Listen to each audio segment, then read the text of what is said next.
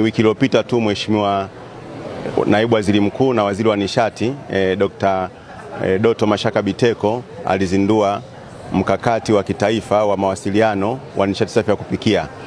Na katika mkakati huo ulikuwa umelenga kwa ajili ya kuanza rasmi kampeni ya kutoa elimu kwa wananchi, kutoa elimu kwa watu wa aina mbalimbali matumizi ya nishati safi ya kupikia.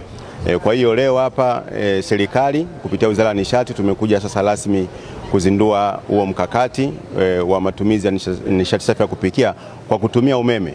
Kumekuwa na juhudi mbalimbali zinazofanywa na serikali, zinazofanywa na sekta binafsi, sekta za umma, lakini na makundi mbalimbali. Na ndio maana leo sasa hapa tumekuja rasmi kuanza ile kampeni sasa ya matumizi ya nishati safi ya kupikia lakini kwa kutumia umeme. Kupitia kampuni ya Amex ambayo yenyewe inahusika na masuala ya nishati safi ya kupikia kwa kutumia umeme, wanaanza rasmi sasa kutoa elimu katika mikoa yote ya Tanzania. Mnafahamu vizuri sana kwa sasa hivi nchi yetu ina umeme wa kutosha.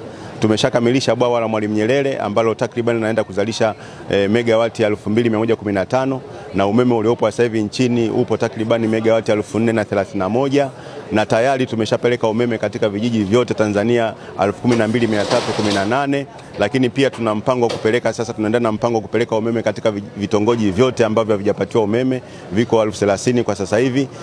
Kupitia mikakati hiyo sasa tayari umeme matumizi ya nishati safi ya kupikia tumezoea mitungi ya gesi, tumezoea mkaa poa, tumezoea na teknolojia mbalimbali, lakini sehemu kubwa ya wananchi na hasa wa Tanzania bado hawajakuwa na uelewa kwamba umeme pia ni nishati safi ya kupikia, ni salama kupikia, lakini pia umeme ni gharama nafuu.